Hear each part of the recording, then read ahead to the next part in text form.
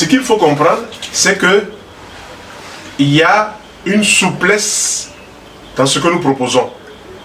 Nous ne disons pas le riz est mauvais, nous ne disons pas le fruit est mauvais, nous disons quand on mange ces aliments-là, il ne faut pas les combiner quand il ne doit pas être combiné. Si vous prenez de la viande et qu'à la fin du repas, vous mettez par exemple un fruit, vous gâtez tout ce qui est bon dans la viande. Et vous allez accélérer le pourrissement, la putréfaction de la viande. Alors que déjà, la viande demande un certain type de sucre gastrique pour être digéré, ce qu'on appelle les sucres acides forts.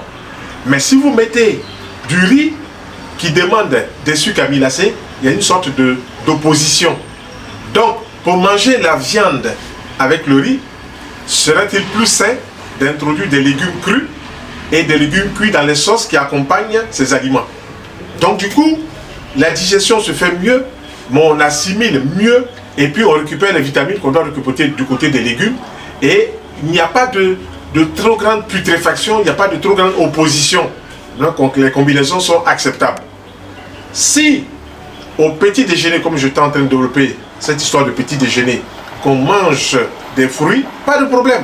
Tous ceux qui travaillent dans les bureaux, le premier aliment de ceux qui travaillent dans les bureaux, c'est les fruits d'abord. Deuxième aliment, c'est les laits végétaux. Et puis, on peut faire une exception, peut-être tous les 4 jours, prendre un croissant, prendre un pain de soja, prendre un pain complet, etc. etc. Si on accepte ce principe-là, il y a moins de problèmes. Mais quand on commence, pour quelqu'un qui va dans un bureau, pour quelqu'un qui va à l'école, qui va étudier, qui va écouter son professeur, qui va écouter son maître, on va se mettre à mettre du pain dans l'estomac, avec quelquefois ce que moi j'appelle les nyama-nyama, c'est-à-dire qu'on met plein de choses, on met de la vermicelle, on met du poisson, on met des œufs. Ça, c'est une nouvelle science qui n'existait pas avant, qui a été avancée par les hommes, on appelle ça le mélangisme.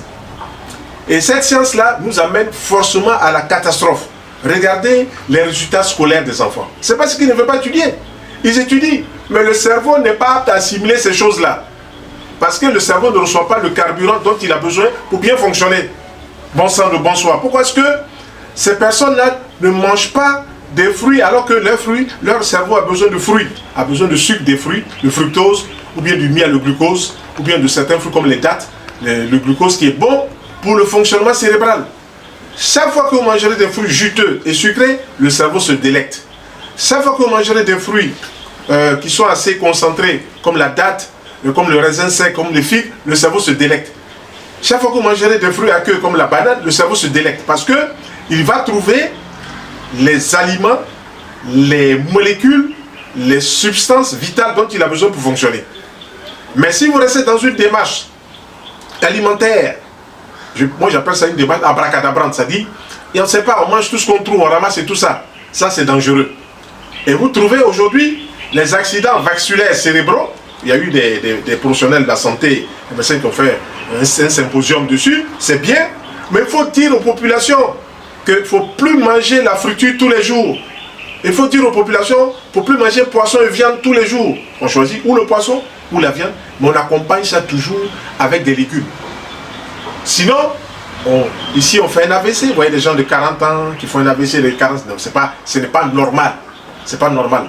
Si on veut vraiment rendre service aux populations, on veut rendre service aux gens qui veulent rester en bonne santé, il y a des choses qu'on ne mélange pas. Donc je reviens encore à mon petit déjeuner. On va arriver sur le repas de midi. Je reviens à mon petit déjeuner. Si on a fait comme ça, qu'on a pris du pain complet, on met des légumes avec des œufs, ça passe très bien. Si on a pris du pain de soja, ou du pain de seigle, ou du pain complet, on a mis des légumes, on met du poisson, très bien. Si on a pris du pain complet, ou du pain de seigle, ou du pain de soja, qu'on a mis de la viande de poulet, avec les légumes, très bien. Mais attention, quand on met la viande, on ne met pas le poisson. Quand on met la viande, on ne met pas les œufs. Quand on met le poisson, on ne met pas les œufs, on ne met pas la viande. C'est une protéine par repas. Il ne faut pas rentrer dans la démarche de la gourmandise. Quand on met tout ça, c'est comme si on n'a pas mangé pendant une semaine. De toute façon, même quand on n'a pas mangé pendant une semaine, est-ce que c'est ce qui va régler le problème en mélangeant tout? Non. Honnêtement, je voudrais vous amener à accepter ma démarche, à l'appliquer, et vous verrez que beaucoup de choses vont changer en bien. Le cerveau n'est plus fatigué, on n'a plus envie de dormir après chaque repas, on n'est plus lourd, on a envie vraiment de vivre sa vie pleinement. Donc, les fruits au petit déjeuner, c'est une proposition. Dans la semaine, il y a 7 jours. Choisissons par exemple 2 jours de petit déjeuner de fruits, 3e jour un petit déjeuner cuit. 2 jours de petit déjeuner de fruits, 3e jour un petit déjeuner cuit. Ou bien pour ceux qui ont assez de force, 3 jours de petit déjeuner, 4e jour un petit déjeuner cuit, petit déjeuner préparé. 3 jours de fruits, 4e jour un petit déjeuner cuit. Et puis ne pas oublier chaque semaine là de choisir un jour, 2 jours au plus pour ne manger que des fruits et des légumes toute la journée. C'est-à-dire c'est ce qu'on appelle la journée verte. Elle permet de reposer le corps, elle permet de recentrer tout ce qui a été consommé avant, elle permet de nous équilibrer. Chaque fois qu'on va introduire dans le corps des vitamines, des sels minéraux par rapport aux fruits ou même aux légumes crus, on fera du bien à son corps. On évitera de s'encrasser et vous verrez que plus vous mangez des fruits, plus le transit intestinal sera meilleur. On ne va pas constiper. Si on constipe, c'est que les aliments qu'on a mélangés ne sont pas bons. Dans leur combinaison, du moins. Donc, il faut rester dans cette démarche-là pour éviter de piétiner. Parce que tout le monde parle de santé, mais tout le monde ne dit pas comment il faut faire pour être en bonne santé. Je suis une des personnes qui vous montre du doigt ce qu'il ne faut plus faire pour être en bonne santé.